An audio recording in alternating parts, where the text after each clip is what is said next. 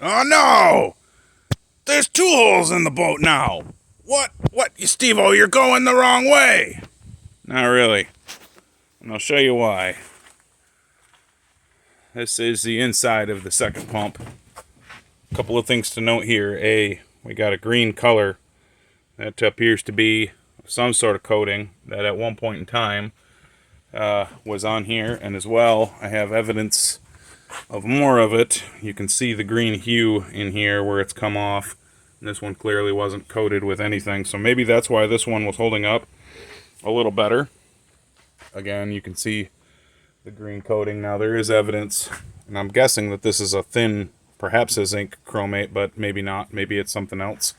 One of the things I want to quick mention, because it may or may not be important to you, is the manual. Both the manual and the manufacturer told me that this nut was going to be counter rotated. And from where I come from, righty-tighty, lefty-loosey is standard. And as you can see, that was a lefty-loosey. And this here is a righty-tighty. It's kind of hard to do this through the phone, but that's definitely righty-tighty, lefty-loosey, just like everything else in the world is. There's nothing counter about this at all. So imagine I'm told that this was counter rotating and I can't get it off. Next thing you know, Steve-O's got a torch and an 8-foot bar on this son of a gun. It felt like I was twisting the shaft, so I decided, hey, man, let's take another look at that. And I put my glasses on, and I could read the ramp and the pitch, and I went, yeah, no, that's standard. There ain't nothing. And well, then it popped right off. Well, that one did. This one, I knew. I read the threads right away, and I'll be honest, that one was frighteningly loose. I tapped it with the wrench, and that one came off. It's probably a good thing we're tearing these down and going through them. But I want to get right into the meat and potatoes here.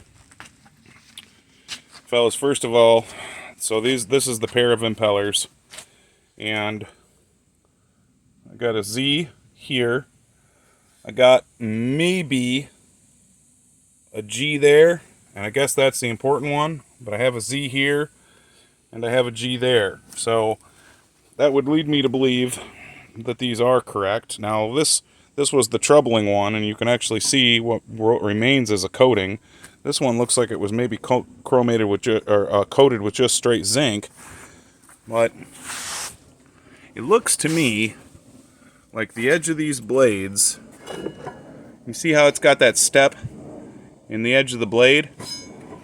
That looks to me like it's been ground upon, like it's different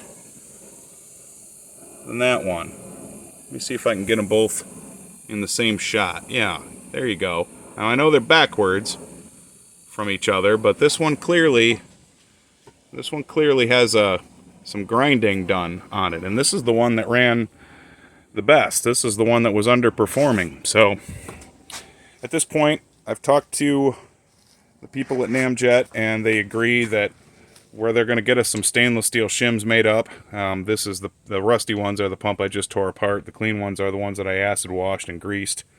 But they're still pretty ate up in spots. See that?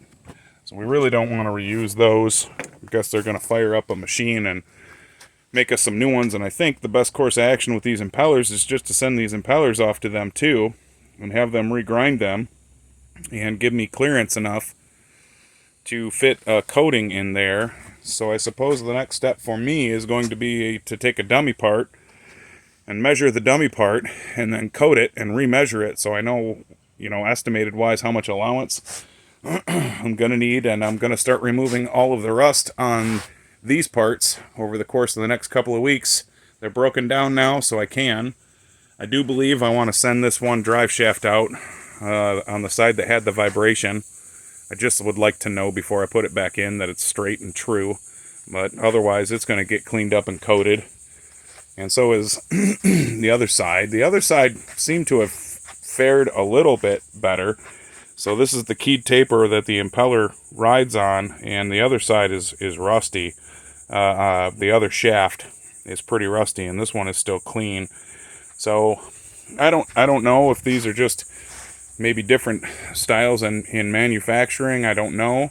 But you can still see the original, beautiful Namjet tag on both pumps. So it's not like these were in bad condition. I mean, that's how they came to us. They're pretty beautiful, and they just went to shit really fast down here. And it's knocking everything out of spec, not of tolerance. So hopefully the folks at Namjet are going to have some good news for us, and we'll be able to remedy this really fast. Thanks everybody for your wisdom. I couldn't do this all without you guys. I do really appreciate you. So have a good day. We'll see you next time.